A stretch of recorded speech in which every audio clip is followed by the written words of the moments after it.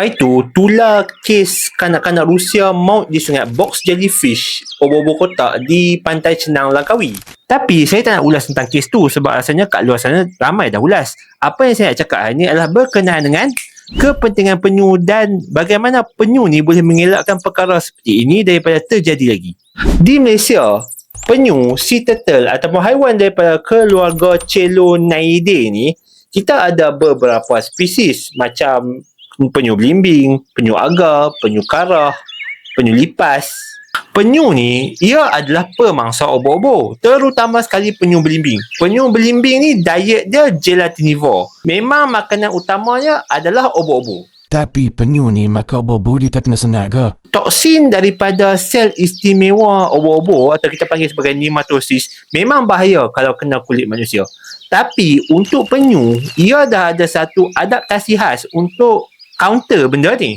Daripada kawasan mulut sampai esophagus penyu ni, ia ada lining or spine-like projection. Ia ada barisan struktur yang seakan berduri yang kita panggil sebagai papillae.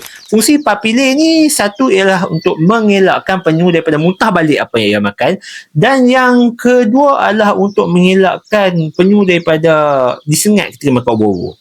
Apa akan jadi kalau penyu dah tak ada? Nak dimudahkan cerita, kalau penyu dah pupus, populasi obo-obo akan meningkat berkali-kali ganda. Kes kemunculan kumpulan obo-obo secara besar-besaran ataupun kita panggil sebagai jellyfish swarm akan semakin kerap dan mudah ditemui. Hidupan laut akan terancam dan banyak yang akan pupus sebab tak tahan dengan obo-obo. Ekosistem laut akan jadi porak-peranda. Tu dari segi alam sekitar. Untuk manusia pula, kawasan laut dan kawasan pantai akan menjadi kawasan yang sangat bahaya untuk didekati. Dan untuk golongan yang bergantung hidup, mencari nafkah melalui laut, contohnya macam nelayan, ini akan memberi impak secara ekonominya sebab diorang tak boleh nak pergi ke laut untuk mencari makan sebab kawasan laut dah jadi kawasan yang sangat sukar dan sangat bahaya. Jadi pesan saya, pertama, kurangkan membuang sampah, especially plastik, terutama dekat kawasan pantai. Kedua, kurangkan pencemaran cahaya dekat kawasan pantai dan kurangkan juga pencemaran laut. Yang ketiga, tolong jangan buang perangkap ataupun jala secara tak bertanggungjawab ke dalam laut. Yang keempat, tolong jangan makan telur penyu dan support industri telur penyu.